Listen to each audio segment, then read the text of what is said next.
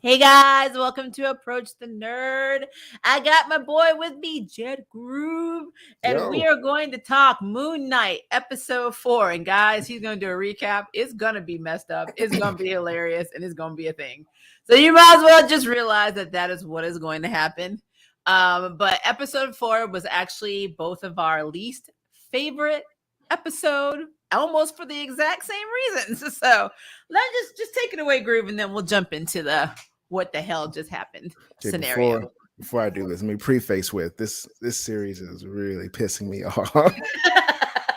So what you're gonna hear may have some vitriol, may have some unfun language, but this is what you came here for. So fucking deal with it. It is what it is. What Hey, it so, is. Like, so we start off with Steve Jobs, and he's out here, doing his whole Egyptian transglyphic hieroglyphic thing. Except I'm lying, he's not. He's actually scared of him, and he works in a museum, but he's not a museum curator because the boss is like Amanda Waller. She's like, get your ass back to work, but don't talk to me. He's like, yes, ma'am.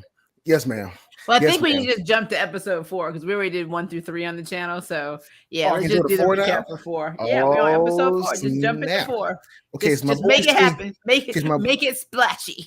okay, so my boy Steve Jobs loved Kansu, and Kansu was like, "Yo, the moon is no longer with me. The power isn't yours. Moon tiara takeaway." So he's like, "Oh damn, I lost my tiara. I lost my magic mirror. I lost, I'm no I longer lost my Steve. scepter. I can't do any of this anymore. I'm You got back to being, demoted.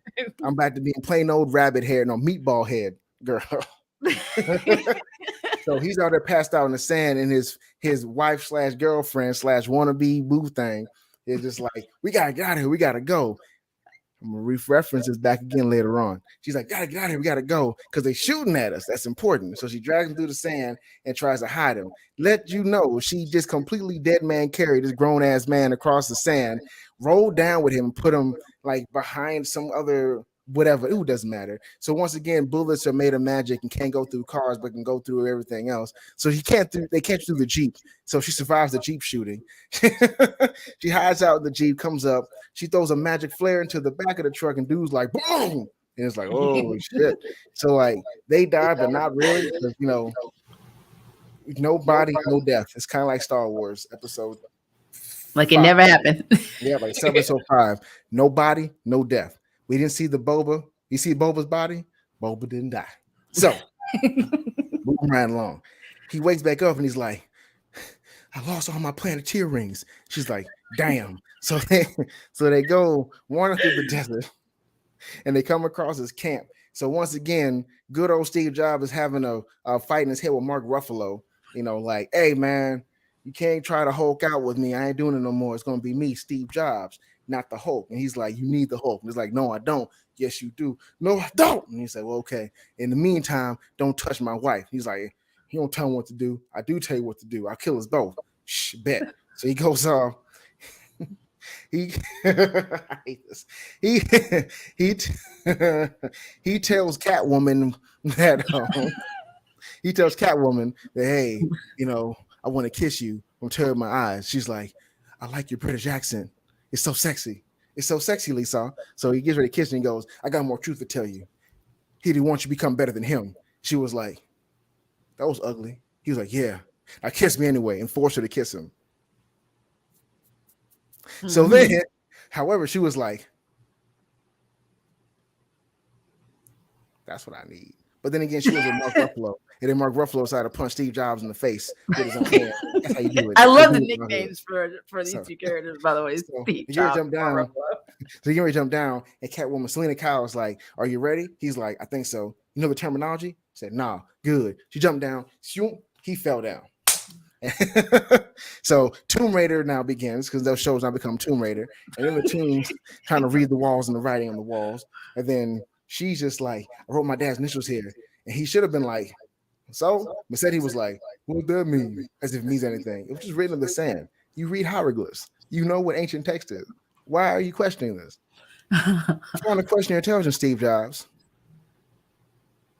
So anyway, we want to pull it on. And then they're like, oh man, there's a whole bunch of canopy jars. They don't call them canopy jars, what they are, by the way. And they're like, oh man, this blood is fresh. Steve Jobs is like, I'm not meant for real life. because he isn't. So he's like, oh, well, he wasn't. She's like, oh, it was like, oh damn, he can't handle this. They should have probably brought Mark Ruffalo back out. He's been in this show for a lot longer in the Marvel universe. And she's just like, we should go that way. And he's like, hold on, Max the detective. And I realized that fresh blood means that's a bad idea because it takes a real detective to know where the blood trail is going, is not where he's supposed to go. That good writing come to play, huh? People smart in this motherfucker. Because no one would have guessed that. So he tried to climb up the wall, and then they're like, oh snap, it's a Draugr. They realize they want a Skyrim tomb. So the Draugr's out there disembalming somebody, taking out the chest and the heart and stuff. Mind you, he didn't remove the brain. That's pretty accurate. So he takes his fat dude out who's been clearly shot with something.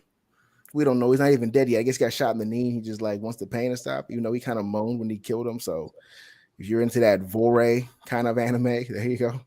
He's got cut across his lip. So that happened. So then they're like, we gotta survive. Yeah, somehow Selena Kyle knocked over a canopy jar, and he was like, I gotta be Mark Ruffalo in this. He didn't turn to Mark Ruffalo. He just pushed the table over. And he's like, I'm gonna kill him. I'm like, oh shit. So he tries to run, and the girl was like, I'm gonna run louder. And he was like, I guess.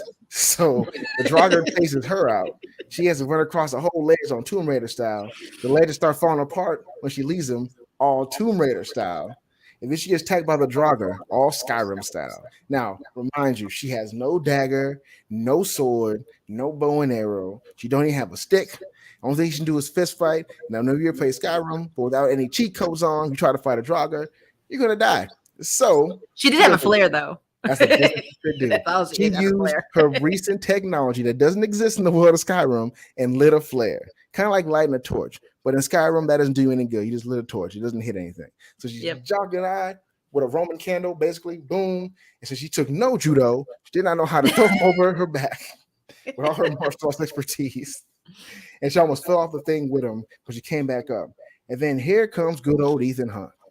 Ethan decided to come up and try to tell her something about herself. This is what she did wrong. She goes, okay, I'm going to hear you out. Even though we're not on the same team, you might have something worthwhile to tell me mid-run. We're going to cut from that back to my boy Steve Jobs, you know, who's, oh, sorry, spoilers. So Steve Jobs goes up to the tomb of what he thinks is any other pharaoh, but it's Alexander the Great. And I'm like, what? So he goes to Alexander the Great's tomb. So he goes to the tomb and he's like, let me push this open as heavy as it is. And at first I was, my wife was like, oh, can you really push it open? Is that kind of heavy? So yeah, he can't lift it. But he can push it with a whole lot of strength that he doesn't have. She's like, okay. Like, yep, checks out. So he pushes open all Legend of Zelda style. You know, tears off his jaw because he's dead. Who cares, right? Digs down his throat because he's dead. Who cares, right? Pulls up a little, you know, chest piece because that's what the god is. And so, of course, Selena Kyle heard everything he had to say. She came back in there. And while they had about 5 minutes to escape, she's like, I need you to tell me everything about what Mark Ruffalo told you and how you feel about it right now. If you don't, I will stand here and act a fool. This is why we need Mark Ruffalo, because good old Steve Jobs is like, I care about your feelings, how you feel at the moment, so fuck if I die. In real life, it should have been like, well, then stay your ass here. We'll get back in that later on. This is good. Charles back to when she had enough energy to save him from the gunfire, you know, all Back to the Future style, trying to save Doc Brown and shit. She could do that, but she can't do this. So regardless, so bada bing, bada boom.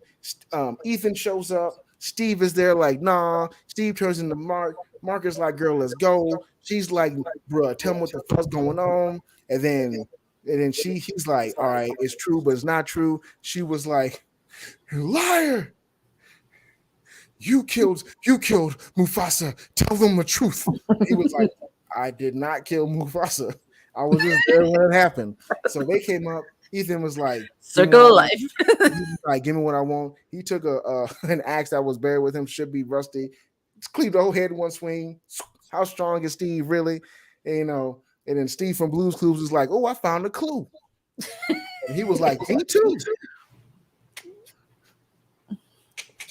And he was like, damn.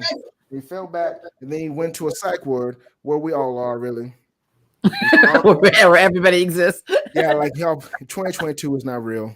We're all in a hospital somewhere, just coloring on the walls. Everybody's having real jobs in 3D and The flying whole cars COVID and pandemic, we've been in the mental ward.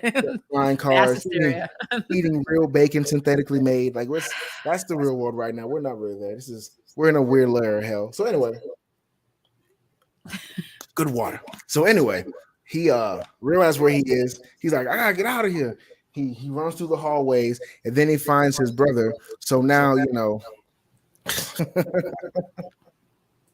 oh man. So now the Winchester brothers find each other and they're like, oh, we gotta beat the monster and get out of here.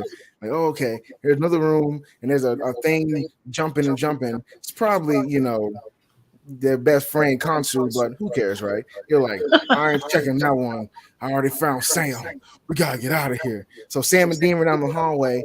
Then a hippopotamus was like, hey y'all. All Sandy. So Sandy was like, hi. They were like, whoa. And then Marvel was like, no, be funny right now. No, Disney was like, it'll be funny right now. Fade to black. And that's where we are. And unfortunately, this episode 4 review, as silly as it was, is pretty much how I felt most of the damn episode. Like, why is the happening? entire episode. Oh and my when God. I tell you, I left out a lot of the parts that really pissed me off. Let's start with the hippo, or the goddess. What is it, Tarouet, who is the Egyptian goddess. I think she's like fertility or something like that. But she has she can rejuvenate or reincarnate too. So that's probably why she's there. But why she like Konsu so much is beyond me, but it's whatever. Yeah, it's what it is. I just can't wait till the other gods are like, oh, well, maybe we did fuck up about Haro. Who would have thunk? Maybe we should have done this thing, like, I don't know, a focus group to see if maybe Haro was lying. Well, let's put it like this: the Egyptian gods are stupid, and I'm gonna say it for this reason. Like, I'm trying to shit on Egypt and their history and culture. I'm not trying to shit on the people of Egypt. They all speak Islam and stuff now, and it makes no sense to me. But whatever. Let me not get too political, too apolitical, too culturally insensitive. I'll say like this: when early mankind created their gods, they created gods on their early mankind thought process. Remember, these are people who don't have stoves, who don't have ovens, who don't have cars or car keys. They don't have Netflix or Hulu, Disney Plus. They don't have remote controls. They don't have headsets. They don't have internet. They don't have T-shirts. They don't have zippers or buttons. They don't have. So basically, they don't have shit. We get it. These are very early-minded people. These people still throw stones to hide their hands. You know what I'm saying? So, like, when they come up with the gods, when the smartest of them, the most creative of them come up with their deities. They come up with deities based upon the sensibilities of the times they're in and the limitabilities of the world they live in. So when they say this is how the gods behave and it is just and it is righteous and it is holy, that's because they don't know anything else. Imagine giving a dog a pen and saying, write me a pantheon. I don't know. My dog would write a freaking novel. They'll be hating. Yeah. Then what would it consist of? If you don't get snacks, we get snacks every day but Friday, because Friday's the day of the gods when they have their hot pots. And Saturday is the day for walks. If you walk any other day but Saturday, it is a sin, and thus you will be punished. Don't put Sir Simon Park in the same boat as that. He watches Peacock. That'll be part of the thing too. Like, the afternoons are not meant for play. The afternoons are meant for observing the world through a box. And then the future dogs be like, what box does he speak of? It must be in the skies. And they'll spend all day staring at the sun being stupid. So basically, that's how my dog becomes a god in Moon Knight, is what you're saying. Okay, cool. This is how deities are deified in general. Disclaimer, Groove, we have both actually read Moon Knight comics. So before this show was licensed. Did he not? I try to remember last night when you were talking about this. He had 4 different identities, I remember now. He had more than that, actually, but he only had primarily 4, ones. Okay. And I know they haven't introduced Jake yet.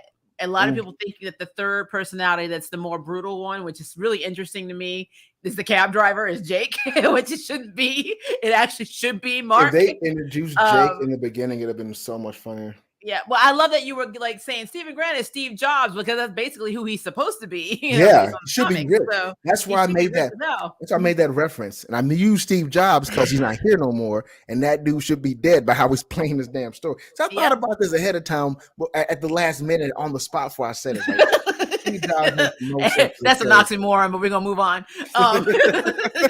But no, like so the whole scene in the mental ward. Let's just start there when they, after all the stuff goes down, we'll get to the stuff that pisses off. So you notice that everybody was in the mental ward. Like everybody was in the mental ward. Everybody has basically been, even in the background, is like little Easter eggs. Everybody is in the mental ward that you've seen in the show, which is interesting. Like Crawley's in the damn mental ward. You see Crawley in the background. Yep. So Layla's there. Everybody's there. So obviously this isn't real because even though for a minute they were like, wait a minute, what? Because they got shot. But then we see our little goddess of fertility, and she's like, "Yo," I'm like, like no, more. Nope. She was like, she showed me nowhere. Hey y'all! I was like, "Are you fucking kidding me right now?" You both have seen Kansu and spoken to him in his floating crow face. Yeah, but no, take it back. This floating crow skull. Yet somehow the talking hippo is what makes you making you literally scream your head off. Yeah, that's what made y'all, and both of them went. So like, I know good and damn well that could not have affected you that badly. Yeah, Corin, you're right. In the comics, he does have 5. I thought it was 6 though, because I know he has a little girl child who I would be cool if the child that he channels is actually the one that's the sociopath. But I don't think Disney would do something like that. But I think that would Disney be is trying to avoid that. Disney's also trying to make the incompetent. That woman is Paula Abdul. Face ass. She's making me angry. I'm so tired. Oh, Layla. We're gonna talk about that in a second. But yeah, for me, I thought it would have been really cool if the other more brutal personality in this was the child. I'm talking like child's play Chucky type scenario with personality. But I digress. Was Layla supposed to inherit Moon Knight in the comics? I don't remember that being. Layla's not even in the comics. She's a recreation of Meredith. They reinvented his future baby's mama and made her more ethnic, I guess, or more POC for us. You know what's funny about it? She was whole ass white in the comics. When I first saw her, I was like, I thought she had a different name, and I thought completely different. Because she was. And then Barbara, who works at the museum in this, is actually, remember, she used to work for Spectre Corp for Mark, and she was best friends with his wife. So they just, but MCU does this all the time. They reinvent every damn character, so I'm used to that. But this entire series in the multiverse of his mind. By himself. Well, Doctor Strange comes out May 6th, so maybe all this will be retcon anyway. Mm-hmm. But no, like I was just thinking about all everybody being in the mental ward, which is something I know this is driven towards Mark's stability and state of mind and blah blah blah, and fear and wanting to get away from conscience. There's all this stuff going on. And I think all of this, having him feel like he's trapped in a mental ward, is pretty much how he feels in his head. So I look at it as a physical, for us to see a physical representation of what's actually going on in his head. And unfortunately, he feels defeated by Harrow. So, of course, Harrow is a doctor, the psychiatrist that's, keeping him in prison. So all that to me is more of a psychological thing. Obviously, it's not really happening. Yeah. He whole ass got shot. Now, now whether... my girl Tarouette is there to revive him, which more than likely that's what's going to happen because he sunk down in the water. I'm pretty sure that's what's going to happen. She just infiltrated this delusion and is going to bring them back. And I say they because right now it is Mark and Steven. None of the other personalities are inspired to come out during death, which is very interesting. So just putting it out there. I mean, if there was one point where all of them are going to come out, it would be like, well, fuck, we're dead. It would be right there, but it's not what happened. So, we have 2 episodes left. So I'm getting a little frustrated. But yeah, so that whole thing made me mad. But let's talk about, so we already talked about Layla's showdown with the clicker. I call it the clicker. I know what it's called in D&D. I know what it's called, in mythology or in Egyptian history, or lore, but I like the clicking sound. So I call it the clicker. It's almost like when you can't find your keys, like that little sound. It really got on my nerves. But yeah, she took this thing on by herself. She has the more notable fights I've noticed in this series so far than Moon Knight. Like I felt like Moon Knight's like fight scenes in the last episode was very underwhelming for me. So the fact that Layla is like literally throwing down with nothing but some flares, I mean, maybe she's supposed to be Moon Knight. Maybe that's what they're doing. I don't know. Maybe this is like Hawkeye too, but for Moon Knight, even though we just got introduced to Moon Knight. So I don't know. But my girl is getting more action than Moon Knight. Moon Knight. And And the fact that she won that fight with judo that she didn't even know how to use. yeah. I mean, you know what though? I'm fucking because fights are 50% luck anyway. So Yeah. let's say she Especially got fights to super the death. lucky. Yeah, like here's the thing. It snatched her in the crevice. She reached back. No, it got snatched again. I ain't gonna lie. She got snatched back. Second time I laughed. That was funny. Like a cartoon at that point. It was some Looney Tunes shit. Just well, see, and you know, I'm on the fence group. You know me. I've done martial arts. I've been out of the training game for a while because of health reasons, but you know, I've done it for a long time. And I like powerful women. I love strong women. Those are the women that I'm normally attracted to. So it's just what it is. But at the same time, I need it to be a little bit more believable because there are many times I felt like that thing could have like basically killed her or ripped out her throat. And it's like that. I don't know. That's just I don't me. hear you. I That's don't hear just you me. questioning. It was missing an arm, and it was trying to stab her with its bone, and somehow that decayed, mummified bone was going across that rock and didn't break. Yeah. Well, I mean, first of all, let me no. Didn't spark. Let's talk nothing. about before that, Groove. You missing the main point. She was tightrope walking on that little area of rock, and it was crawling on the thing. It could have grabbed her ass at any time. I don't know what it was doing. I don't know what it was doing. It was like, let's see what happens. It is what it is. It was crying. It was like, drugs got you. And he got her like, but let's talk about this. Let's talk about Layla is being shown as this like hyper intelligent, you know, very versed in Egyptian, you know, studies, archaeology, blah, blah, blah, very good at fighting, has very good, well, they're trying to portray her as somebody who's very strategic. But I think she lost that fucking card because of what happened. Oh, yeah, no. It was you. Go ahead, say it. I know you're gonna say it. Go ahead. I'm gonna say it because I know you're gonna react to it. So Harold gets a hold of her after she has this little fight, and of course he's like, "Hey, guess what? Guess what? So I think Mark's got something to do with your daddy dying. Yeah, let's talk about that. Go talk about it." So he puts this little seed in her head. Now remember, they're on a mission to save the damn world. So she went through all this stuff to get to Mark. They're trying, you know, they got this little intricate plan. She finally gets there. Steven is still in control of the body. He finds what he's looking for. He's holding it up. He's like, I found it. And, you know, and then she's like, so did you kill my dad? And he's like, what? Can I talk to Mark? Can he hear me? I need to ask him if he killed my dad. And he's like, well, we really need to go. I'm like, and he's like, oh, so then he becomes Mark. And then Mark's like, yeah, we still need to go. I'm like, because they're coming to kill us. We need to legit go.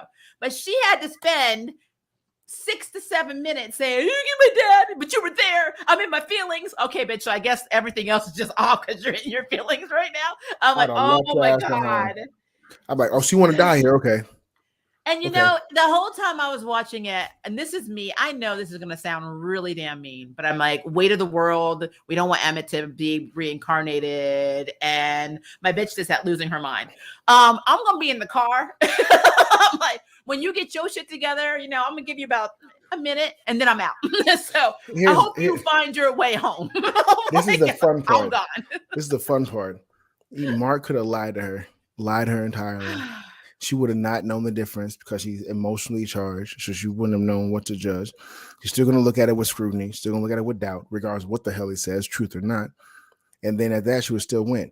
So if she's going to be that dumb to hold us up to try to kill us because she wants to know the truth because her asshole itches or whatever the hell's going on with her right now, then tell her lie, quell her thoughts, tell the truth when you're alive. She can be like, I hate you, and then leave, and then she's safe and you're fine. That's what he should have done. Instead, he decided to take the Steven universe route and tell her the exact whole truth. I guess some damn children's cartoon. Thanks, Disney. And then like hold you up so much where he gets shot in the chest like 2 or 3 times. This is okay. If he had lied to her and they survived, what difference would it make? If he told the truth and they survived and he later on, what difference would it make? It will. It's so inconsequential to whether or not she knows the truth because you're in a survival mode. Yep. Why do they always give the feminine characters so much of this agency to be like, estrogen, I'm mad. Tell me now. Fuck if we die. That's Well, my I don't know superpower. because this female character would have Tired of been that shit. already in the car. Yeah, like I'm like, it hey, doesn't Steven, make you any got sense. it? But it's not just her. Like even effeminate male characters do that. They're like, tell me the truth. My I'm dad. like, look, Did he brown, beige, gold, love green, I me? don't care. I'm in the car. You know, like the movie Nope that I want to see that's coming out. That'll be my Yeah. motto. You want me to go in there and do what? Nope. So you let me know when you're done and I have the car running. And I'm like, you better hope I'm not on the highway the next 10 minutes because you're Like on your seriously, own. like, this is a conversation they could this is a conversation that could have been saved until after they survived and got away. Why would you wait until the moment where he got what you needed? Mission accomplished. Yep. For you to be like, no, no, no, no, no. First, tell me something personal. Does my breath smell like fish? Like this right now, what you're doing, I unnecessary. mean, I don't know why. I mean, I feel like a lot of characters shouldn't have agency in this. Like, and then I don't understand. We keep seeing Crawley. We see him as a working statue, gold statue. Then we see him in the mental ward. We see him playing. I think they were playing bingo or poker or something. But like he's a big deal in the comics. Like he used to be the one that used to tell. He was almost like the informant for Moon Knight on the street. Mm-hmm. So yeah, and I like right now again this is an MCU thing. We saw this with the swordsman, you know, over in Hawkeye. They just take these very powerful and very important characters to the main character and they make them like this small and have like hardly no role at all. So I mean for me having him be in it, I guess that's like an Easter egg because he's a big deal in the story in the actual comic, but not in the MCU. So unless that changes, we have 2 episodes for Crawley to actually do something, but I don't know. I highly doubt it's going to happen. Highly doubt it. I don't know. I think him just being the very quiet, stoned psychiatrist for Steven, like while he's sitting in the park, is basically all he's got. What if But God was one of us? That should be the title for this entire series. yep. But now Maharu has everything he wants and everything he needs to succeed because unfortunately, and I got to give it to Layla. Layla's an idiot. And first of all, if I was Steven, I would have been like, look, I'm not going to let you talk to Mark right now. You seem a little touched and we need to get the hell out of here. He's like, he has zero backbone when it matters. You know, he's always there to bitch about Mark not killing people, you know, all this stuff. But when it actually matters, like we are really facing death. These guys are coming. And he's like, oh, Mark, take the wheel. I'm like, and then Mark's like, oh, yeah, baby, I was going to divorce you because I didn't want to tell you what was going on. And I don't want you to be the next Moon Knight. You know, transparency. I didn't want to share that with you. Wanted to keep that to myself. But now in this moment, we're about to be shot and killed. I'm going to just spill my guts and just be completely open with you. And I'm like, what? Why? That's the part. That's one thing I don't understand. It's one thing I really don't get. You decided now, of all times, this is where you okay. I know. Okay, both of you are stupid. Why would you in the beginning? I'm gonna tell you told her the truth as far as you understand, as far as what you've told yourself. So you can get some ass. That was the whole purpose. You try and get her to not like Mark, to like you more. That was the true goal. Because and anybody try to translate like, no, he cares about her. No, he doesn't. Because if he cared about her, he would care about her survival. He would think about what would keep her alive the longest. It's like for those who are in relationships or who are married with people they love, have children, whatever, this is how your brain operates. This is why you lie to children. When things happen or when stuff is going on and your child is going through some stress or your loved one's going through stress and trauma, whatever else, you have 2 options. You can tell them the absolute truth, which can damage them, but they'll grow after it if they survive it, or you can tell them a lie. The lie can come in all kinds of variation and grades and whatever else. And if you really want someone to, you really love someone, you tell them a lie, especially the moment being something that's very serious, very important. For example, if you have a child and they're in soccer and they are not good at soccer. They're not very great. You know that their Tell 'em stamina a not little very white lie. good. Their stamina are very good. They can't kick in straight lines very well, but they try their hardest. Damn it! When they ask you, oh, you think I can do this today? You tell them, I believe in you. As long as you have confidence, if you believe in the you that believes in you, you will always do good, despite You what can happens. believe, you can achieve, baby. That's the reality. It's reality for like if you believe you believes in you, you got this. That's the truth. Believe in you that believes in you. That's the Yeah. whole ball game. It's like the difference between somebody who swings every pitch, doesn't make it, and the person goes to the bat and it doesn't swing at all. That's the less you want to. You're not going to tell them straight up. No, you suck. You take a knee. Don't play because that'll be the truth. They're not ready for this. Don't try it at all. That's something you tell somebody you don't really like, or you're just tired of their shit, and the stakes are not that high. So when you come across somebody and the stakes are high, like survival, and you tell them the truth, what you're going to get is a total fucking catastrophe because you didn't think about it for them. You thought about it for yourself. So when Steven told him that, Steven's being fucking selfish.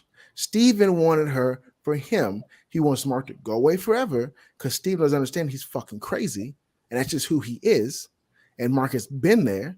Steven, you have DID. You need to see a psychiatrist, not try to fight on your own with chains to the bed and sand around your fucking sheets.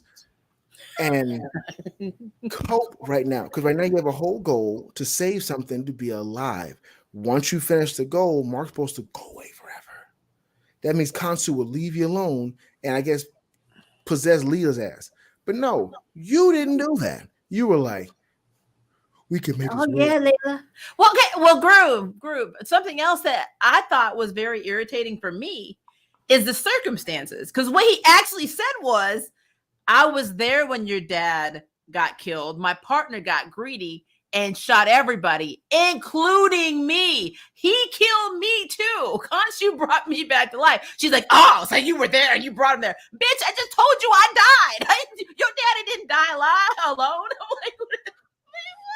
So in the end, in pure Disney fashion, those two kind of deserve each other. Steven and Layla. Yeah. Leland. Whatever, they deserve each other. However, as irrational as she is, because let's be for real, she's fucking stupid for bringing it up at the wrong. And like, girl, you've been on missions with Moon Knight before. You and Mark have done stuff many times back and forth. Why, out of all the time, y'all have been on missions that could kill y'all. So many, so he decided not to have you involved because he didn't want Consul to go, damn, this be good. I can get all up in that. He was trying to prevent that shit. So why now, all your training, all your experience, you were like, you know what? This is the time to get ridiculous. This is the time to have an IQ of 4. Let's ask you a stupid fucking question at the wrong moment and see what happens. Because I need to know. I need to know how great. You know what?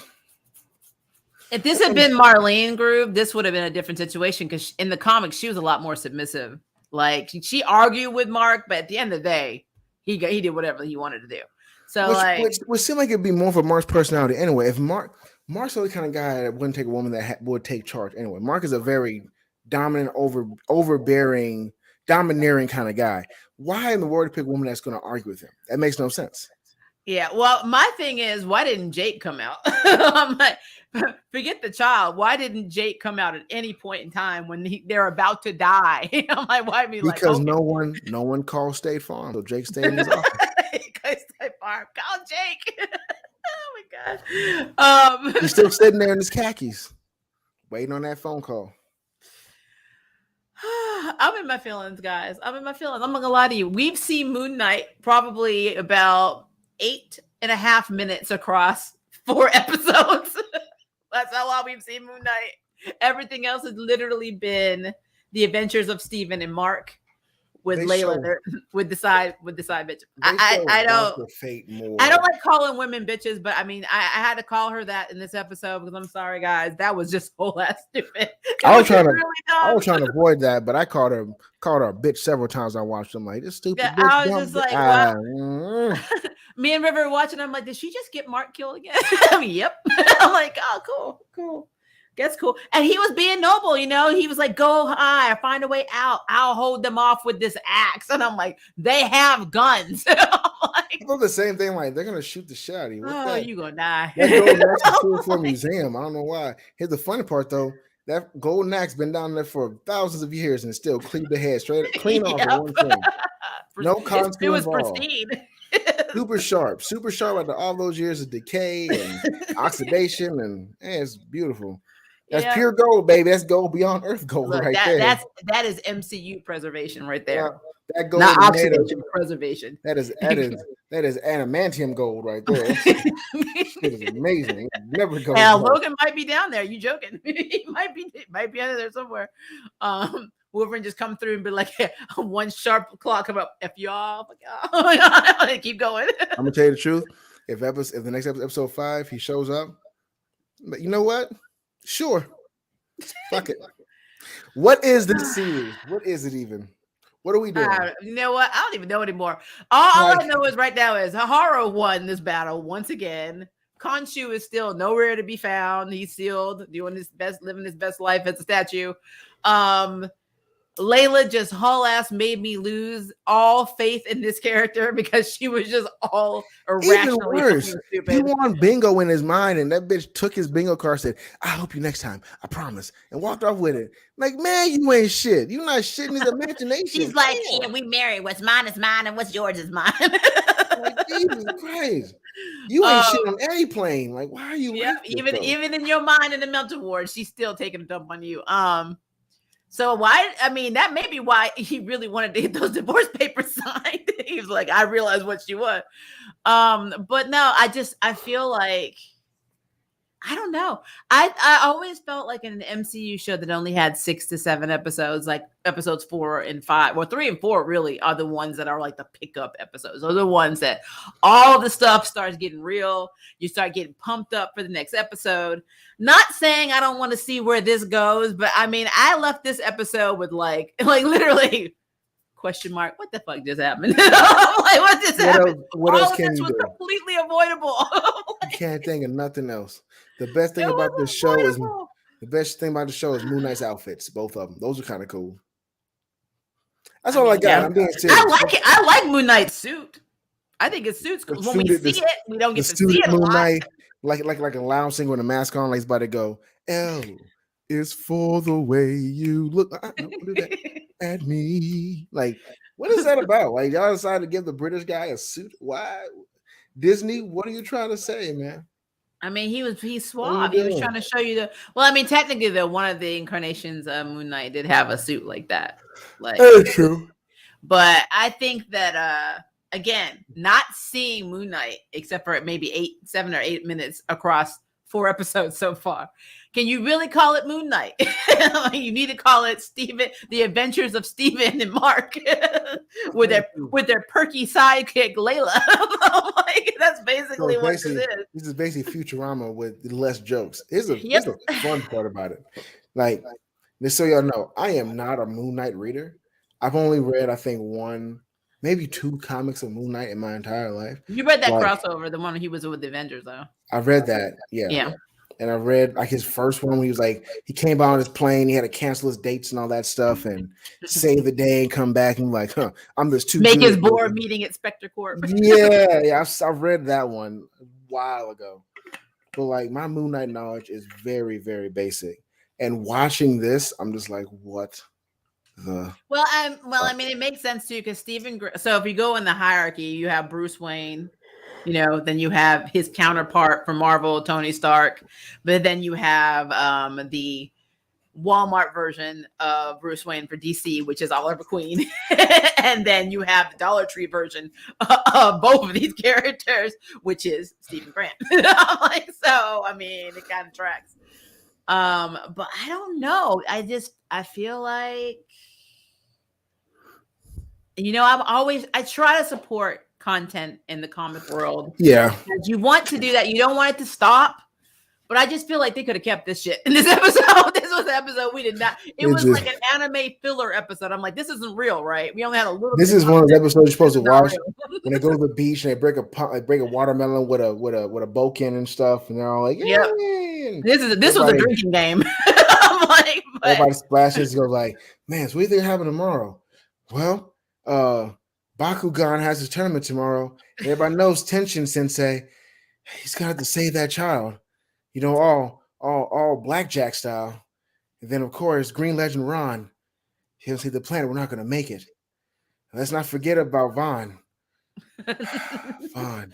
I'm telling you, Hope he this finds is the girl with the wings. You know what I mean? It's just like yeah, this was the first MCU series where I was just like, this is literally episode 4.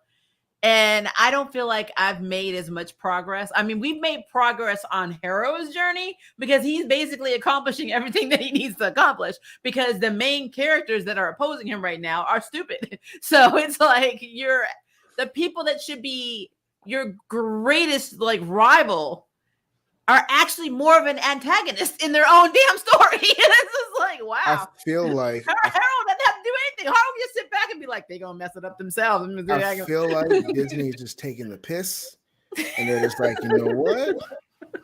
Since Peacemaker did so good, as goofy as that was, let's test it. Let's do a straight up hero's journey with Moon Knight, and just throw whatever we want at it. Matter of fact, Moon Knight hates pickles. It's never said. We're gonna put it in there. Why not? Also, before anything, for some reason, Steven is broke, lives in a flat that his mom pays for, and he has Santa on his bed to check when he has these night terrors. Because for some stupid motherfucking reason, he he only has them when he falls asleep. He doesn't just disassociate in real life, in real time, like most people with DID. Sorry, forgot an early comment called us schizophrenic. They know what the fuck DID was yet. But most people who have DID don't, disassociate when they're doing work or being traumatized or triggered, which makes no sense because DID doesn't work like that. It's a childhood trauma issue, and the fact that he has it, I mean, I know, I guess I remember reading something interesting, like, because, I almost called him Thoth, Jesus, because Khonsu's in his head. It made it. That's one theory that it was Khonshu. The other theory was he got it because in the actual comics, Mark's father was a rabbi, but he was still in some versions he was abused, and in the other versions he won. It really depends on who writes Moon Knight, but he did have some trauma as a child. Yeah, but a lot of comic fans think it was actually just Khonshu. Like Khonshu, when he took over, fractured his psyche, and he just created these like personalities to survive. I have done some DID study. That's the trauma happens to kids in DID is awful. Yep.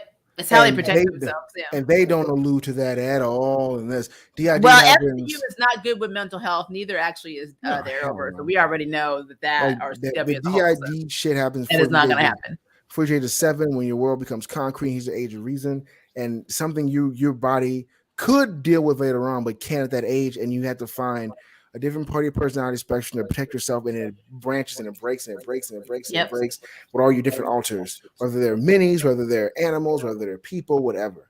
So like it gets deep. This shit is not that. And if you were gonna play it by this extent, like I never seen Glass either. And there's a reason why I've never seen Glass. It might be a good movie, but when you start representing people who have a really bad time at life and romanticize it, got an issue with that shit. I really do. So, like, I get it. I get the fun of it. I get the play. But if you're going to do this, let's be real. You know what? I probably spoke it up. Maybe in episode 5, we're going to find out that back in the day, he was touched inappropriately, or, his mom was beaten in front of him, or maybe he got bit in the dick by a dog, something. You never know. And it just like, it was traumatized until you said that. Like, that was not traumatizing. No, I was just thinking, like, what could actually end up happening is they'll be revived by Mark being impregnated with Steven by a Torouette, and then he just gives birth to himself, and then he's alive again. And I'm like, you're gonna see me like, now it's time for me to use my smart remote and go to another channel. But I don't know. Like I said, nope. That is what I pay to see. I want that. I know I you do. want I to know you do. see. But I gotta say that that. Ethan is doing a great job as Haro, and you Ethan, gotta give. I mean, like, come on now. He's You the got to give Oscar props because even though the characters are being very dumb right now, he's very, very good at making them seem like very different people. So the acting is not off point; it is on point. So I got to give him props for the acting, and that I think is what's saving the show for me is that the acting is good because the plot right now is pissing me off. Even though they seem to be constantly possessing white people. Maybe they're just not as smart. I don't know. I don't know what's going on with that shit. I don't get that part. I know what it's. No, I'm this. Okay, look. Pet peeve racial rant. Why is it with Marvel? They always want to give white folks the powers. And I'm not even trying to say this to be like extremely like hateful or whatever. I got questions. In Eternals, why were all the Mesopotamians white with locks? What was that about? When it came to this show, why are they always possessing white people in suits? They're maybe in this world they're easily susceptible. If that's the case, I will laugh my ass off. I'm just throwing it out there. But let's be clear.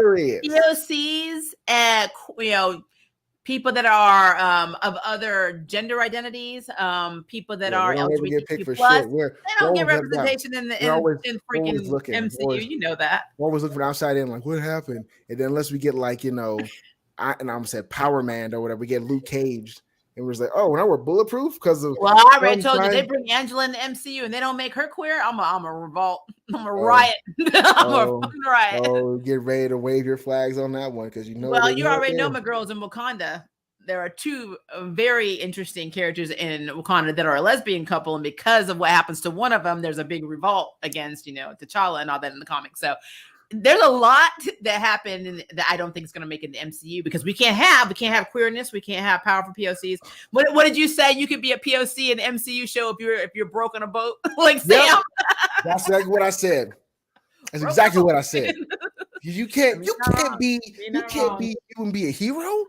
No, not wrong. We'll see what they do with Monica. Rambeau. Only time I agree. MCU has done right is when they were on Netflix, because then it was like everybody who could be anybody could be great and badass. Like, oh, what happened? Oh, he got hit with chemicals, or like it really. If you're a POC or if you're any other ethnicity, gender exclusionary, LGBTQIA plus, whatever, LGBTQIA plus. I said it right. Like all that good shit. If there's any of those things is because somebody kidnapped you from your home, did an experiment on you, and then made you like some Slimer ghost bullshit. And you're like, oh, I can walk through wall, disappear, and fly now. Now I'm gonna stay in the hood or my neighborhood or my family where I'm wearing no fucking costume, just my everyday street clothes. I'm already worried about Ms. Marvel only having powers through a gauntlet, but we're gonna come back to that later. Like you can't have real ability. But then I say that it may not be true. That may actually be her power, even though the story looks a trillion times different from what actually happened in the comics. But you know what? We're gonna leave that alone. Did anyone else think of Buffy the Vampire Slayer when they went to the asylum? There's a ton of shows where they go. I'm gonna tell you the truth. I thought more about Supernatural, and it's because I just love that series. I actually thought of the one where they were stuck in the TV when they were like, if you have general herpes. Yes, they were stuck with the trickster. Supernatural. I'm gonna say trickster in air quotes. I don't want to spoil anything because if you've never seen Supernatural, watch it from start to finish. You will thank me later. But I would say they got tricked by the trickster, and I absolutely love that. Was my favorite part. The Japanese show one was the funniest thing to me. The Japanese show thing was so funny. No, I love that. I love when was it Dean that couldn't say, he didn't want to say it, and he was like, because I have general herpes. That's what it reminded me of. That's what the asylum episode scene reminded me of. Jett's recaps are excellent. Yes, they are. That's why I have him start, because he cray. Usually I tell him with a little bit more funniness and sarcasm, but this time it was like, I hate this shit. He's making me mad. It was only a little bit. It was like an ounce of haterade. It wasn't the whole thing. I was trying to hold it back. I was like, I swear if Jake isn't in the next episode, I'm going to be crazy. I mean, you might go to the asylum because you may not be. I might be in there with him. Doesn't he have 7 personalities? I remember 6. He could have more. Honestly, I haven't read every Moon Knight crossover and comic. quite frankly, he could have obscure ones that they introduced by other writers introduced later on, because that's what you can do with somebody who has the ID. You can give them as many personalities as you want, and it's completely believable. So I mean, he could have a plethora of personalities. He has so many alters, it makes no sense. Like, oh, how many alters do you have? 36. Why? Yeah, and like in the comics, he has 5, and like I said, I still stand by it being at least 6, but I'll take it. But in the TV show, he has 3. Well, hell, they're not even talking about Jake, so that's the thing. I want them to bring his vampire, the vampires in to help him, the ones he fought, and like the guy who was like helping him out, and that was a kind of like his street guy, kind of like Crawley. Nowadays, some of I can't know what I'm saying now. When he asked about that, it's a bunch of gibberish. He fret about Jake. I don't know. Jake would have been awesome in this scene. That's all I'm saying. I can't think right now how the Eminem's rhyme where they went, because I've been drinking whiskey. But Ray said, I would love this series to have a sucker punch like twist where it's questionable what's real and what all happened in his head. Okay. Go ahead. I got an opinion about actually that. Don't want that. I don't either. Because quite frankly, we have enough of MCU mindfucks that we ask that question about that we probably shouldn't be asking. I don't want to have a character that goes through all of these adventures and tribulations and trials, and it's like, oh yeah, but you were sitting in your bed the whole damn time. Now, to me, that is the cheapest form of storytelling. That is it's such a cop out. Yep. It makes me think of like the only time to me it was actually fun to watch was in I think it was Bob Newhart, or was it Newhart? It was Newhart before they had Bob Newhart. You were like going back to Nick at Night days. I am. If y'all don't remember like the 60s and the 60s. I think Newhart was in the 80s, wasn't it? No. Bob Newhart, I think it was no. No, his TV show. When he had like the bed and breakfast or whatever it was called. It was Bob Newhart and then Bob Newhart. And Bob came out in the 60s. Newhart was 1990. Wait. 1990. No, you're lying. It wasn't Newhart came out in the 90s. That's a lie. That's I mean, that's what Wikipedia just told me. Hell no. No. Nobody find out right now. There's no way Newhart came out in the 90s. That is not true. Now I'm talking about Newhart, the show, the TV. That's what I'm saying. Yeah. Yeah, it said it aired on CBS from October 25th, 1982 to May 21st, 1990. Okay, 1980. 1990 is when it ends. Because there was the 80s to the early 90s or 1990. Yeah, the Bob Newhart show, and then there was Bob Newhart, then because Newhart was 82 to 90. But all you really need to know is that Bob Newhart shows up in Big Bang, and he is basically Sheldon's mentor, and he talks about Spock a lot. But I'm sorry, yeah. But like I think Newhart, like just like Dallas, it was like Dallas did it badly, but like the same like it was all a dream, never happened. It was like I will kick your ass. Do not give an entire. Don't do the whole storyline thing. Even like it was all a dream. Like the Newhart, he dreamt that he woke up. He's on the behind scenes sleeping for the Bob Newhart, whatever. That's his last show. Yeah, it was like don't. Well, I mean, Groove, you got one like a lot later than that. They did the same shit in Roseanne, remember? But that came out later. Yeah, but I'm just saying they still did it. They retconned the entire series as a dream. Never said it was a good idea. Anyway, I would tell you guys this: if they do that, if they decide to make it sucker punchy or lobotomize Mark at one point and make it all partly a dream and part real, I'm gonna let Groove come on here by himself. You're gonna see me in the background with my camera. I'm like, they're gonna put me in that train, the F5 tornado path. I'll be saying all kinds of N-words and everything. It's gonna be a whole lot of vitriol, all kinds of shit. I'm going to really speak my mind. I will spit when I'm saying it. It's not gonna be a nice time. His microphone's gonna explode. Somebody, I guarantee, will be offended. They're gonna comment their offense, and I'm gonna argue back that I don't give a fuck, and then I'm gonna go right into why I don't and why they're wrong. It's let's not have that happen. I hope. Yeah. So basically, Ray, we don't want to downplay your desires because we respect the fact that you want that to happen. Well, I just realized the nuclear bomb potential it has on this channel if it does. I'm just not. I'm not that person. I'm not good at shit like that. I'm not ready. My life is like scanners. He's just gonna combust. I'm like, oh shit. The way my bank account is set up, I can't do it. So like. I'm just saying right now, That's not gonna work. All right. So, like I said before, if you're ignorant of the comics, watching these properties is more enjoyable. I can't True, say that because I'm but at the ignorant of a same lot of the time, not comics. true. Yeah, because sometimes Like it's there's just a lot of stupid. comics that I don't know, and I'm just like, what the fuck is happening? Sometimes This it's is just bad really dumb. storytelling. Just terrible. Me and my wife watching it, she just like, what the fuck? And I'm like, yeah, I know what the fuck is going on. Yeah. I mean, I'm gonna say I feel if you're talking about MCU, one of the characters I feel the worst for has to be Clint. Because Clint had a whole ass show and we still don't know anything about his backstory, where he came from, where he was born. Nothing. It was nothing. He literally passed on the mantle and still we learned nothing about his past. So it's like his life started when he got married to Mockingbird and had kids. That was when he was created into the world. That makes no damn sense. You're welcome. So yeah, it's just stupid. So that again, you don't have to watch the comics to realize when something is not written well. I love how the snap has had this ripple effect actions across the entire MCU and its series. The snap, and more specifically, the snap back, has caused all this cosmic and mystical chaos. I agree with that. I do. We're getting a lot of hit or miss. We're getting some very, very good stuff. And then we're getting some stuff like, really? Like, there's a lot of stuff like that. Snap it back again. Snap it back again. They play better with the snap. In the Falcon and Winter Soldier, they played the snap the most in that one. They did the best to snap on that one.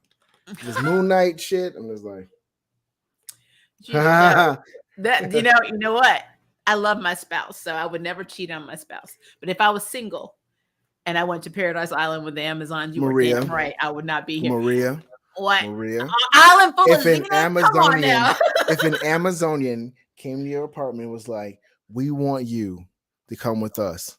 And River was like, River might really just go, I understand. Because that's a high honorific. You know how River is. River like, how do you say no to that? How do you say no to that? My spouse may be quiet, but my spouse is not like people talking to me. How do you say no to that? So I'm telling you. If they invited my wife to that, I'll just be like, you know what? I can't fight that. If she chose me over that, I'd be like, you kind of stupid. That's a full paradise. You chose to stay down here in hell with my ass. Why would you do type. That is my type. That's why, as much as you hate Legend of Korra, still, if I was animated, there would be no Asami. But if Maria went to Paradise Island with all of the Amazons, aka a bunch of Xenas, yeah. If I was single, yeah, I wouldn't be back. I would not. This channel would be dead. If they came back and they told my wife she can go to the Paradise Island, the Themyscira and all that shit, I'm like, she was like, they want me to go, but I don't want to leave you. I'll tell her straight up, I'd go if I were you. Look, we need novelties too, because they're all, they got the big muscles, they're broad. Oh yeah, y'all be all soft and fun to play with. And look, I'm 5'5". How tall is Brene? So like, I'm just saying. Already know, they be looking, what's down there? People be like, you don't mind your wife left you behind and went out there? Like, honestly, if a whole island full of what I like looks good and wants me there, was invite me there to a heaven that I can learn to be a badass in and be great in, would I take it? I would love to. And I'd be so upset if my wife was like, no, you should be down here with me and struggle. No, take your ass on. I love how you were already planning your wife being able to cheat on the island full of women. The benefits of having that's called love. I love my wife. Oh, so Lord. It's like the benefits of having a TV series where you can explore consequences of the movies. I mean, yeah, in a way, but at the same time, it's also the stupidity of the different showrunners and directors. Moon Knight does have one of the better suits in the MCU. I will agree. I actually do like his suit. I do. But that's probably because I'm a Super Sentai fan and I'm a Kamen Rider fan. So Tokusatsu, I'm like, that's my stuff. That's my jam. So I'm cool with it. I literally could see a Kamen Rider rolling in this suit. A new Kamen Rider rolling in this suit. Moon Knight does have one of the better suits. So we're going to put that in there as one of my agreeable comments for not that I'm not agreeing with people. Nobody questioning how the Enad just lock away all those gods. Also, will this play into Thor: Love and War, Love and Thunder? You mean with the God Slayer get them, or are they safer than the gods we know so far? It depends, because the story for Thor: Love and Thunder is very heavily, Jane Foster having cancer and sacrificing herself type storyline. And then I haven't looked at the newest preview. Or I think a trailer came out. We need to look the for trailer. that. No, I saw the trailer already. But, It's like Thor retiring and all that good stuff. Like the way the comics kind of go, but it kind of. well, they did their own spin on it. Yeah. Yeah, but like I will say this though, the Ennead of the Egyptian gods plays more so in the DC universe than the Marvel. So like, I don't know if they'll play it the same way, because Marvel plays with the gods of our canons with a lot more leeway, and like, who gives a hell? That's also because a lot of them are connected in some way to Mephisto for some damn reason. I don't know why. Every time, With the DC plays on our Christian mythology, it plays on our Greek mythology, our Norse mythology, our Egyptian mythology. Everything is, all of our mythology and histories are in DC's canon tight, and they're all and then real. Also remember, when you look at DC, so Marvel's always trying to get away from the overpowered equations of life, and like they don't want to know. They're like, just don't fuck us up. And then you got DC is like, what's that anti-life equation? Let's everybody just figure it out. I was like, let's just play with it, see what happens. And Marvel is a world where magic can happen by chance. Like there are such thing as miracles, but there's no such thing as there's such thing as blessings, but no such thing as miracles. Whereas in DC, blessings rarely happen, but miracles happen everywhere. Every day. So like, they love when guys come to life. That's why I think Sam and Dean Winchester live in the DC universe. There's no other way around it. They can't live in Marvel one. It just wouldn't make any sense. Yeah, I agree with that. Yeah. It's something keeping all the gods from being on our plane. Why do some gods have to use avatars like the Khonshu and Mass, but others like the Greeks and our Asgardians can roam free? That's my previous answer. The Asgardians are just doing whatever the hell they want anyway, because it's Asgard. But that's a good question. I kind of said last week that I felt like the gods were just lazy. They were like, humanity is dumb. I don't want to deal with you. I'm gonna take the Eternals route and just like watch you and see how stupid you are and get involved. Blah blah blah. Do your thing. But like the Asgardians are on their own planet. That's a way, so they have their own corporal form. Plus, they do whatever they want. Yeah, that's the Egyptian gods. No one's like doing checks and balances on Asgard. I think the Egyptian gods, though, since they live on our planet, or the Marvel universe, our planet, they live in a plane that's like maybe next door to ours, like a pocket universe. So like, because of that shit, they can't come through without taking hold of an avatar of some sort. So that's my best assumption. That is not a fact. I don't write the comics, so do with that as you will. Argue in the comment section. That's all I got. I don't know. Yep. Kevin said, hello, logic fail. Yeah, mostly a lot of the logic fail in this episode. Hi, guys. Like the chat. Hello, Charlene Thompson. Charlene. Thanks for being here live. Charlene. I like this episode, but Layla was being ... Hey, bitch, you can say it. She was being straight up bitch. That's what it was. She was being a bitch. Almost being to see you next Tuesday. Honestly, that shit. This doesn't seem like very much a comic book series or limited series in pacing. So much lore and cool combatants wasted. This by far is the worst of the MCU series. Waiting on Miss Marvel now. I agree. I don't go. That just disappointed me because it's true. Go next time. I know. The only thing that will mess this up for me is if they mess up Miss Marvel, which from the trailer looks really good, and if they mess up my girl She-Hulk, I think I might have to have some words with Maria, don't say it out. Don't say it out loud. Mr. Finding will be fine no more. Disney and Big Brother's watching. Be quiet. Hush. They like to make people who like shit mad. Just be quiet. Oh, I don't really care about that. I like this episode, but Layla was being stupid and couldn't hold it when they needed to get the fuck out of Dodge. Seriously, I really wanted to have like a sign that said GTFO, go this way, or like I feel like there should be warning signs when you're an idiot. I at first thought when Ethan Hunt started talking, to Leela, that that was like the worst of it. When she sat there and said, she pulled a symbol on Scar. Tell me the truth. Sit. Yo, stupid. No, don't sit down. We've got to go. When we're in the Jeep driving to the desert, ask me then. This is not the time to wonder about. Man, I swear to God. Yeah, again, though, she broke minority code anyway. we're not going in the Indiana Temple of Doom. You gonna go in there and bring it back. Because you have the ability to switch to Mark, who may be able to save you. I'm on my own. So I'm gonna be in the Jeep. That pissed me off. When he kept saying, dude, switch back and save you. Switch back and save you. Switch back and save you. No, you never take control again. No, dude, Mark has been doing this or you've been sleeping for years. For years.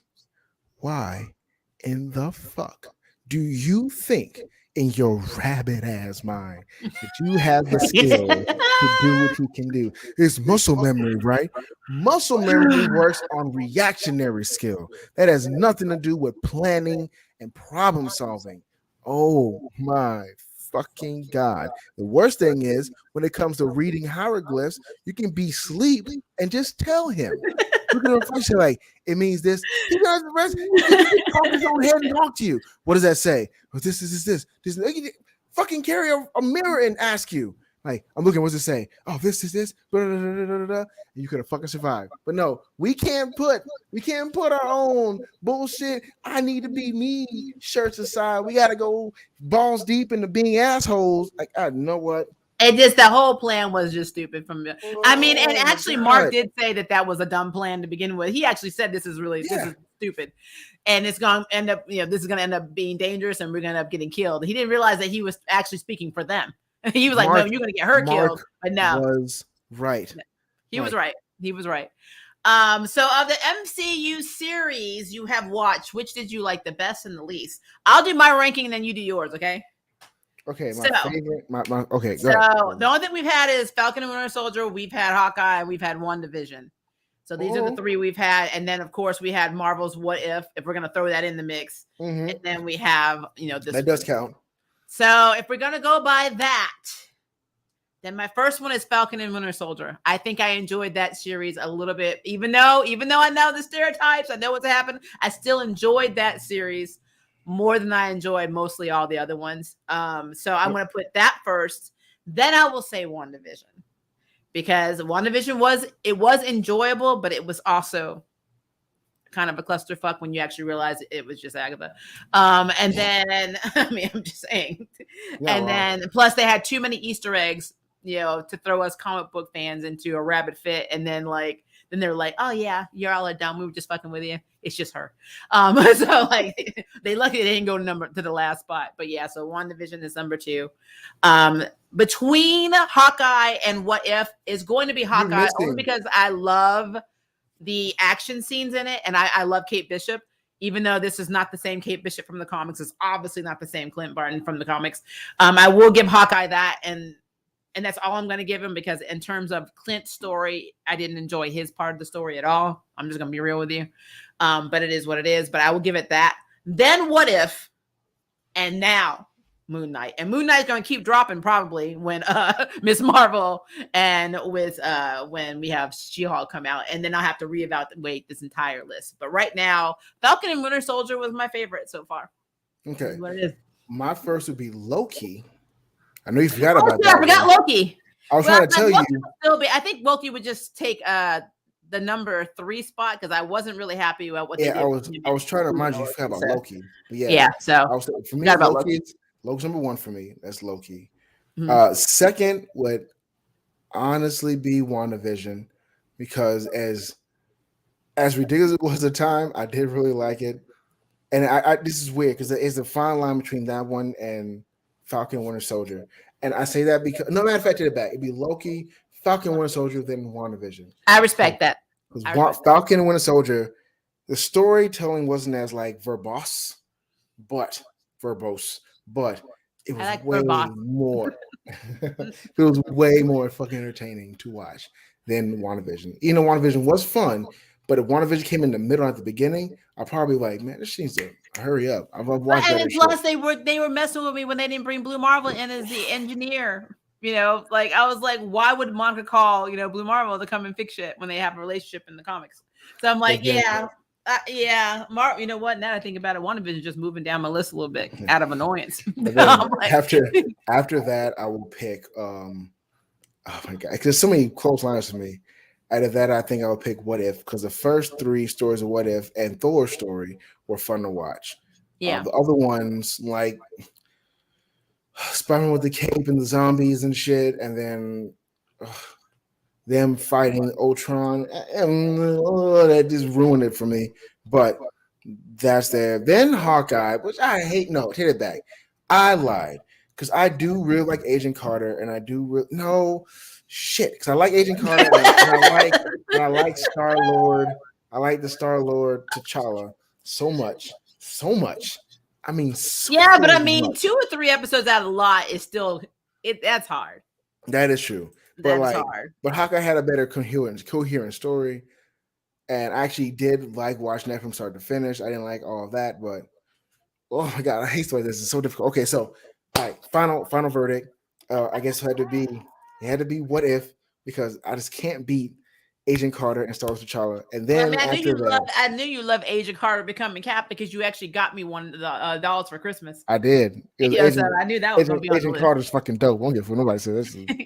I love strong section motherfucking women. This is crazy. And then after that it'll be Hawkeye. At the end of the very bottom of the list, Moon Knight. Man, we're gonna have to revise this list when the other 2 shows get released. But but then again, the MCU shows, there's also stuff like Daredevil and Defenders and fucking what was it that what was that show called with the kids? Not Agent Carter. There's Luke Cage. Inhumans. That's another show. There's Iron Fist. There's Cloak and Daggers. Runaways.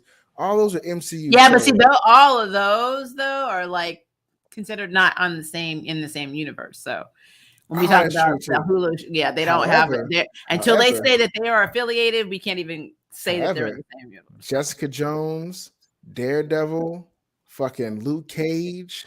Those are all in the universe because they're all on Disney Plus, and they're going to use them. We know that now because in the recent Spider-Man movie, No Way Home, we saw, good old Daredevil being his lawyer.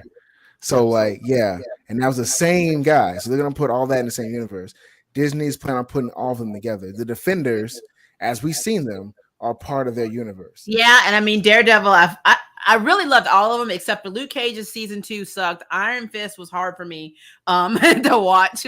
Funny? But I have not finished Luke Cage season 2. I've not finished Daredevil season 2. Me knowing who you are and how long I've known you, how many years I've known you, and knowing you are a fellow Sagittarius, you were going to be in your damn feelings when you watched Luke Cage season 2 and how they ended that. I have not finished it. I saw them fighting and stuff. I'm like, I'm not finished it. I need to finish it. You're gonna be mad as hell. You're gonna be mad. You're gonna be mad. You're gonna be mad. So I'm putting it out there. I know you, Groove. You're gonna be mad. So I have to watch it tonight if I have time. I gotta get up, early. Oh no, it's out. We are not gonna have a Luke Cage season 2 review on this channel for Groove. Nope. All right, since we're at 1 hour 12 minutes, we're gonna hurry up and do a power. We're gonna power through these. Mm-hmm. So what are the powers that Hero has right now as an avatar? He's not an avatar. He's just using his ring to basically suck out people's souls and killing them. Basically, he remember in the comics he was a mad scientist. He was not this. So this is a reinvention of Hero for MCU. Let's say retcon them all together. Yeah. The showrunners have made Wakanda Panther God best relative to Khonshu for a tie-in. For no reason. Anybody from Wakanda would beat the holy shit out of both Khonshu and Moon Knight, so I'm not even worried about it. To that point, why did the gods of Egypt have white people as African gods with English accents? Because Cleopatra had to be played by Vivian Lee. So T'Challa Dad is the first avatar we meet in the MCU. Actually, yeah. Yeah, pretty much. Yeah. That's true. Yeah. Alice from Batwoman, when we talk about trauma. Yeah, don't get me started on that using examples for trauma. We're not with that. That's a whole episode by itself. It's a whole different life. Seriously, how did you? I mean, honestly, they may not have a chance to really explore that because they may not be coming back for season 4. I like the charm episode where Piper was placed in her head in an asylum by the source. Yeah, she was like, I think she was sitting in the attic, actually staring at the wall or something like that. Shit, saw a blue bird fly. Yeah, rocking like, oh, okay. Yeah, that's what we're doing. So now I'm curious as to how WB will adapt a comic where only Black people have superpowers. They won't. They would never do that because I want it so bad. They could be a one-off. Milestone is never going to make it in the WB universe. Now we may get it somewhere else, but it's not going to be the WB or CW. They would never do that. Gabriel thought as a he take trickster was several my seasons. favorite twist and one of the best characters under Rowena. Wait, what? Huh? No, don't worry about that. That's a spoiler. Keep going past it. Supernatural. Spoiler. Shush. Hush. Well, you're Nope. doing a neck roll. Okay, I Nope. didn't understand. Yeah, Nope. when it comes to Alice from Batman, she's the only character I like because of her past and the acting. I liked her because she was, she had all this trauma and people just didn't understand it. And they treated her like shit. Not saying she didn't do some really bad things. They treated her like shit. I think there was a comic book story involving Moon Knight and a magic beer can. Why not? That could be true. I have no idea. Why not? Yes, a Slim Shady reference. Yes. That was referenced because the comic book artist ran out of beer and couldn't get to the store because it was closed. So he had decided to make it real. My trauma. Not a Slim Shady reference.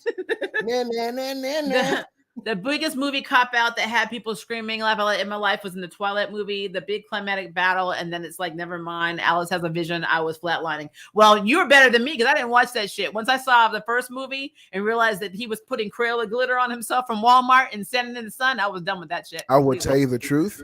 I could never finish the first movie. I didn't have a choice. My daughter wanted to see it. She made me go see it in the theater. Nope. I was like, why is he putting glitter on his body and saying, this is the real me? I sat and tried to watch. I got about halfway through and I was like, never fucking mind. Well, I thought it was a really bad, movie because Kristen Stewart kept having eye seizures and I thought maybe she was just allergic to the plot. I don't know. At this point, I had two reactions. Everybody's reaction was either this or this. But she was like, kill you to smile. This a lot. Damn. I'm like, are you having spasms? What's happening? At this point, I think the Beast from Split could easily take MCU Moon Knight. Of course. Actually, yeah, no. This is an Unbreakable series. The Beast from Split and Glass could have easily whipped Moon Knight's ass. There's no other way. That was so bad, but Twilight was bonkers anyway. I mean, again, I don't understand it. DID versus DID. Who didn't better? Who did it better? Nobody. I think Saint Elsewhere ended up with the entire series being in some of the doctor's head. Yeah. I hate shit like that. Just make a story. Yeah. Don't do that shit. It's like when people do the whole creepypasta shit. Oh man, actually the babies and Rugrats never existed. Angelica made them up in her own head. They were never real. She didn't know. Tommy was a stillborn and she was have twins. Like that. That's what I think of. And it's like, nope, dude, it's all a fantasy. You don't have to fantasize a fantasy. There's no need. Yeah, and why do you have such intricate dreams? Go get therapy. Kevin, seriously. it was the glitter vampires as creatures of the dark for me. First of all, Twilights were not vampires; they were zombies. So they're glitter zombies. Or what about Lost when it turns out all the characters were dead and in limbo? Yeah, we haven't forgotten over that. And that better not be what happens in From since it's the same producers. Anyone else miss Peacemaker? Absolutely. Yes. I mean, their opening is better than this whole damn show. Yes. Oh my God. Like, I don't even like Hawkeye and Black Widow. Well, I like them in animated form, but even I could acknowledge they got screwed. They got absolutely, completely screwed over in MCU. Groove I understand from me, you MVP, laugh out, you a god-ass spouse, you too real. Because you don't realize how real Groove is. Because if my wife wanted to go, and they were like, hey, they must scare her like, Brene, we need you. Come with us. She'll get back to me and be like, you know what? Go ahead. So, real talk. What else can I do? Real talk. Let me talk about my spouse for a minute. Everybody thinks it's so quiet, which is a damn lie. We went to an anime convention. And we were in the dealer's room, and there's a guy that I've known for years, and he's very touchy-feely. Very touchy-feely, like inappropriately touchy-feely. And he was like all over me. River came over, never met him before, ever. We had probably been dating about a month at that point. River came over, grabbed dude's arm, threw it off, pushed him back, and then grabbed me, and we walked out to the dealer's room. I mean, it was like smooth transaction. That is my spouse. So if my spouse would do, you think my spouse is letting me go off to live my best life with them mascarons? Hell no. I don't hang. That was gonna happen. But then again, we're talking about some sleazy dude at a con and Themyscarans. No. This was the disclaimer for what's going to happen to anybody who talks to me. That's what it is. River don't play that shit. Yeah, it was all a dream. I used to read Word Up magazine, the Saint Elsewhere. Yeah, it was all a dream. You see, you. Well, that's okay. Roll Grey's Up Anatomy will be magazine? next. Nothing. Grey's Anatomy is not really a hospital. It's all a wet dream. Ray Alexander, that is a question everyone is asking in Sins. God the Butcher or Gore the Butcher is the villain. Will they tie in Moon Knight by having Gore kill the Egyptian gods? I mean, but you have to understand that Gore may even play the same role in this because MCU reinvents everybody. I don't know why. Like, I mean, look at like what's happening with Warlock, with Adam Warlock. He's now in a Guardians movie when Endgame is over. I mean, Thanos is gone, and now it's like, oh yeah, Adam, what you up to? Like, it don't make any damn sense. So yeah, I don't put stock in anything when it comes to MCU because they read the stories or they have a concept of the stories and they're like, yeah, that's cool, but we're gonna retcon all this, keep the names, and then do this. So yeah, it is what it is. I hate that Ben Affleck suit doesn't even seem functional. I hope we get better if we ever get a Terry McGinnis in his Beyond suit. I will love her back. I've been saying keep praying. Just keep praying. Keep praying. Korra from Legend of Korra is definitely getting washed in a daily basis, especially the last season. Oh, you should read the comics with the comics. You need to read Ruins of the Empire. There is a scene in the comic book where Korra like literally tells Asami, "Aren't you coming to bed?" And like it's trying to pull her into bed, and they get interrupted, and she's got this look on her face like cock blocked.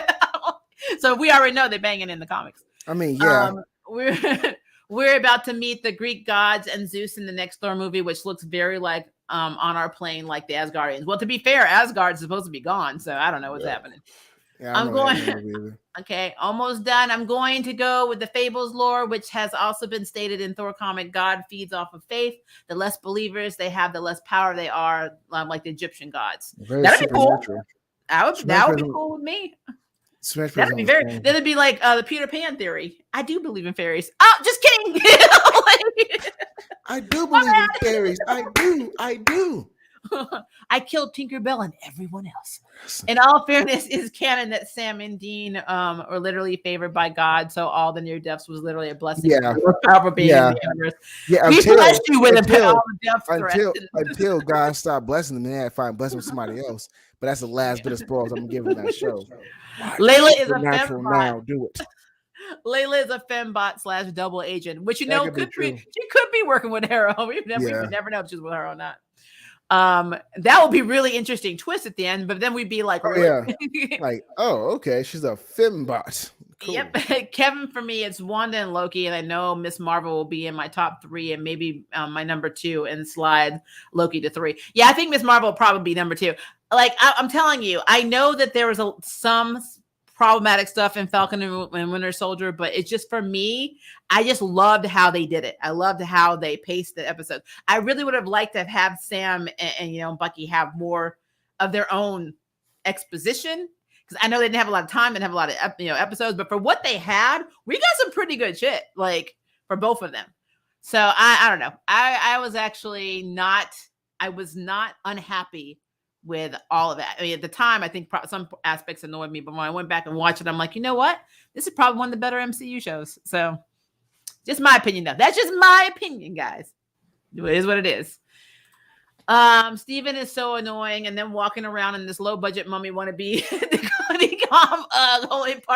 only good part of the movie was Darwin. Hi, Serenity. Serenity is very real, guys. She will tell you straight up if you don't like it. She's not wrong at all. She's not wrong on the slightest. If Layla sleeps with a personality other than Mark, is that cheating? Is this considered polyamory? If the cab driver bangs a random chick, is Mark cheating? What's the rules for this? I don't know. Because I've never been in a relationship with someone who had DID, so I don't know. The rules are shut up. That's the rules. I don't know how that works. That never happened. I didn't do that. But I mean, I guess if all of them sleep with Layla, that's not polyamory. That's an orgy. So I'm just saying. I mean, polyamory involves 3 people. I mean, just saying. Got him. Best WandaVision, worst Loki. If I cared about Moon Knight, I would say it's the worst because it's so bad. But because I love Loki, that show was disappointing. Procedural local show. What the Lucifer? Well, I love how you said what the Lucifer, considering Mephisto on one of the church windows. So like, I did not hate Loki. I did hate how they made Loki in love with himself in a way, and that the character she was supposed to be was not who she was. I mean, Or at in least essence, though, they're like I said, there's a lot to that. So you're right. It was a lot like Lucifer in that regard, but it wasn't a yeah, cop show. So I mean, yeah. Yeah, if although that makes it I feel really, really enjoyed Lucifer, though. I really love that show. What are your thoughts about X-Men 97, which is the revival series of the OG X-Men 90s animated series and the MCU Spider-Man freshman year prequel animated series? So I didn't know about the freshman year. They have retconned Spider-Man so effing much. I can't. Like, I just can't anymore. It is what it is. As for the X-Men 90s or 97, the continuation, I heard that it's going to actually pick up from where the show left off. I'm down for that. I effing love that That's show. what I heard I have too. no problem with that. I am completely okay with that. So hope that answers your question. I don't. But it says it'll pick up, but we'll see. For real. I mean, they have most of the cast back that are still living. So I mean, you know, a lot of people don't realize, if you ever watched The Good Witch, I said this a million times, the one that plays Martha the mayor, that's Jean Grey's actress in the original X-Men animated series. Shit, it is, huh? Yep. Cloak and Dagger, Jessica Jones, and Runaways. So you like those? I hadn't finished Cloak and Dagger. I've seen season 1. I need to watch season 2. I watched all of the Runaways, and I effing love the Runaways. Although I need to catch Runaways, and I need to catch up on Runaways, and I've never seen Cloak and Dagger. I effing love the Runaways. Although this is a good question. I mean, all the personalities share the same body, so it shouldn't be considered cheating, but maybe it's more of an emotional thing. Depends on how you define emotions, relationships, and love. You think it's more emotional or physical? I guess it depends on what kind of person you are. I mean, honestly, if the person has DID and they sleep with the same person, and it's their wife, and they know that it's a DID situation, and the question isn't is the person cheating, is the wife cheating? Like, which personality you like more? Exactly. Who you like more? Mark. Yep. Who do you like more? Mark or yeah. Me? I think me. I think am I the best one? No, yes, absolutely. I think Agent Carter is probably the better and more powerful soldier than Steve, to be honest. Oh, hell yeah. A 5-person squad did what it took Steve to do with about a few hundred plus Wakanda forces.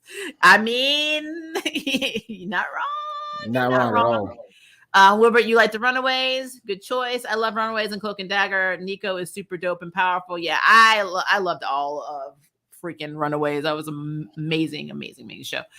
I thought Hera was an avatar of Amuet or whatever. Technically not yet, because she's not there yet, even if she's whispering in his ear. He's probably a self-proclaimed avatar. And what would crack me up if he revives her and she's like, I don't want you. Like, you never know.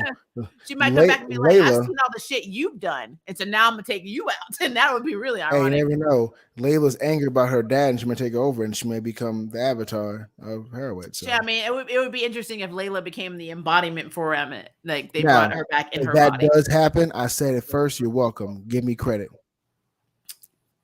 What are they talking about? Is the comic book series called Black, which has been greenlit to be a movie. In this series, only Black people, including biracial people, have superpowers. Oh, cool. We got included? Because we never get included unless we're cast as somebody who's Black and everybody gets mad at us. So I'm very happy that is a little caveat on the side. But no, I haven't heard of the comic book series, but it's only because I am in a world where I don't get to read shit a lot anymore. But I stand by what I said. The WB and the CW would not make a show adapted for TV off of that. There's no way in hell. There's just no way. There's no way. I only look like the Black Widow. I only like the Black Widow version that is enhanced with the serum and slow aging. Okay. That's fine. That's fair. I liked Monica, Nick Fury's wife, Black Widow. I thought she was cool. Yeah. Now what if Donna Troy put that arm around you instead? Ray, why are you trying to make me get divorced? I don't understand. I love my spouse. Just stop. If he's asking me that question. Now, if you're asking Groove that question, that's a whole different thing. I would expect to be able to leave. My wife probably be like, "But no." I'm like, man, this don't be fooled by the power of quarter life jam, because all of a sudden, Groove's life has been reduced to a quarter life. She would definitely be extremely upset and be like, No, damn meat our cleaver. Look, difference. she's See me, in there making dinner. Meat cleaver go right past your head. I'm like, what you say? I care about her happiness, but because mine, she'd be like, it better be with me. It's like, all right, Yep. never mind. The Never power broker. mind. The power broker kind of like ruined one of the better characters for me and made her a villain. I don't know. I liked our generation's Carter. Yeah, Sharon was awesome. Sharon went through a lot of trauma, and I'm irritated because they never gave us the reveal of who the power broker was in the comics. And I guess MCU was like, because we don't know who it is, it could be anybody. So they just threw her under the damn bus. It's sad. She went through a lot in the comics, to be fair. She went through a lot of shit. She even lost Steve to her aunt like multiple times. She had a miscarriage. Like literally, she got stabbed in the stomach when she was pregnant. She'd been brainwashed, you name it.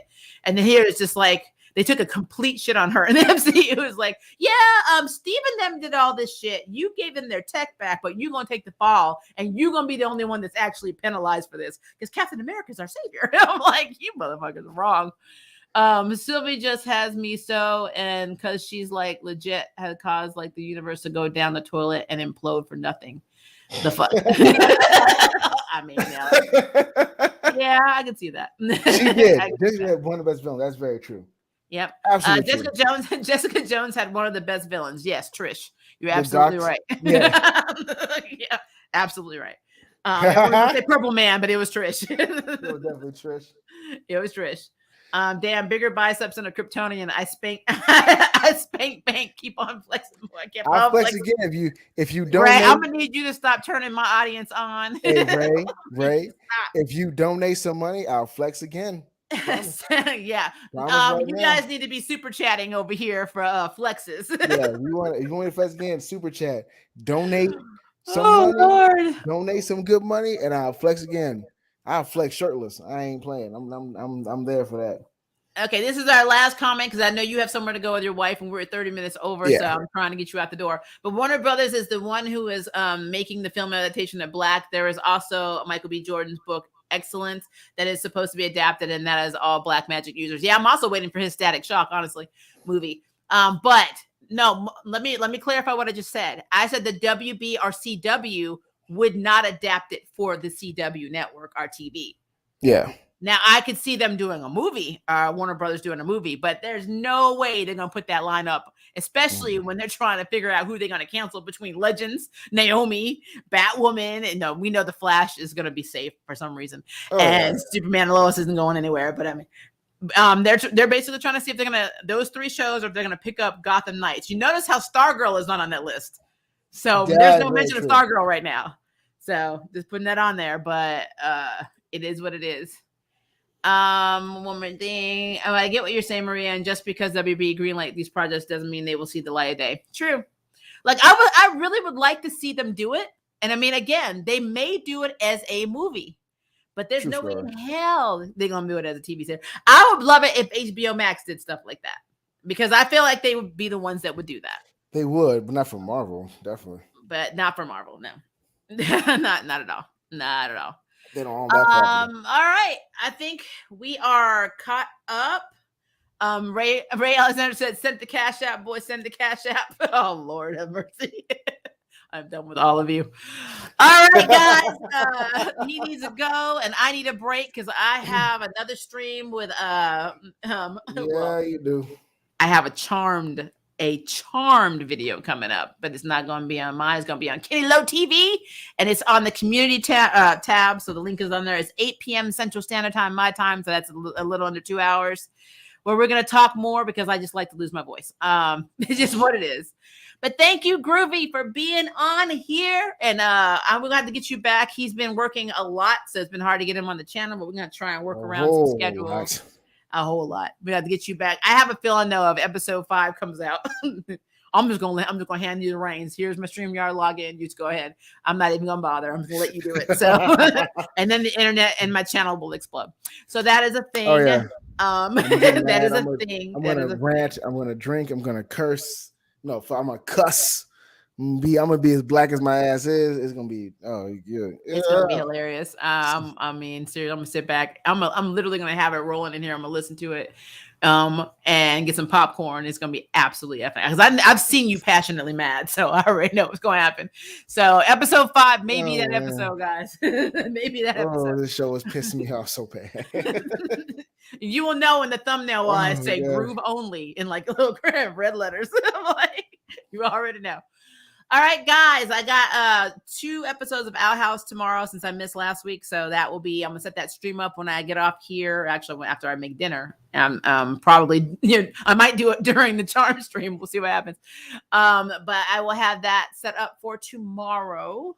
Then I have a few other videos that I'm almost done with. So they should be coming out. I'm playing catch up. I'm always playing catch up. It's a thing. But you guys have been awesome. Thank you for hanging out with us today. Groove's about to go hang out with his beautiful wife, my girl, Quarter Life Jam. They got some plans. They got stuff to do. So he's out. And you guys, I'm about to be out too. So if it is day for you, have a very good day. And if it is night for you, have a very good night. And I will see you hopefully in Kenny TV, Kenny Lowe's TV link on my community tab at 8. If not, then I will see you in my stream or our next video. Bye, guys. Later.